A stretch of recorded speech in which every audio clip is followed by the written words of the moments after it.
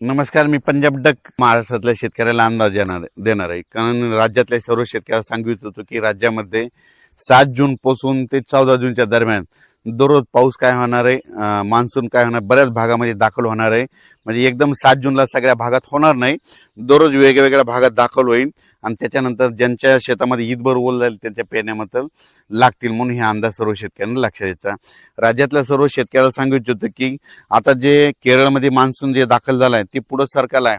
आता ते कर्नाटकमधून शॉर्टकट मार्गाने मधल्या मार्गाने येत असल्यामुळे त्याच्यामुळे काय होणार आहे, सांगली जिल्हा, कोल्हापूर जिल्हा, सातारा जिल्हा, अहिल्यानगर जिल्हा, बीड जिल्हा, धाराशिव जिल्हा, लातूर जिल्हा, परभणी जिल्हा, नांदेड जिल्हा, जालना जिल्हा, संभाजीनगर, अहिल्यानगर, त्याच्यानंतर नांदेड, हिंगोली, वाशिम, वर्धा, नागपूर, भंडारा, गोंदिया, चंद्रपूर, यवतमाळ, अकोला, अमरावती, बुलढाणा, जळगाव ह्या पट्ट्यामध्ये काय होणार आहे, इकडल्या मार्गे येत असल्यामुळे सुरुवातीला लवकर त्या पट्ट्यामध्ये दाखल होणार आहे. पण 7 तारखेला सगळीकडे होणार नाही. 7 तारखेला तो सुरुवातीला काय होईल, म्हणजे दक्षिण महाराष्ट्राकडून पुढे आलेलं दिसेल, काही भागामध्ये येईल. 8ला तो आणखीन पुढे सरकेल, 9ला आणखीन पुढे त्याची व्याप्ती वाढत आहे, 10, 11, 12 पर्यंत जवळपास संपूर्ण महाराष्ट्राचा कव्हर करील.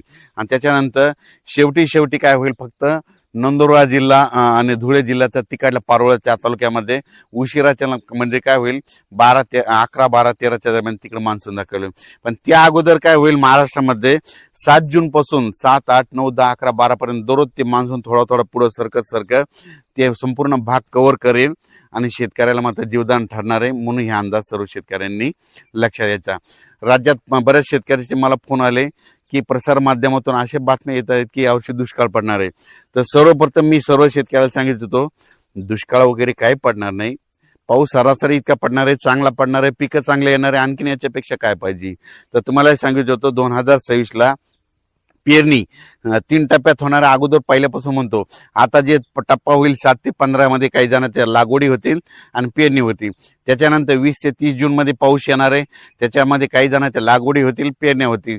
आणि याच्यामधून जर काही शेतकरी उरले तर 10 जुलै ते 15 जुलैमध्ये पाऊस येईल आणि त्याच्यामध्ये पेरण्या होतील. म्हणून हे सर्व शेतकऱ्यांना लक्षात द्यायचं.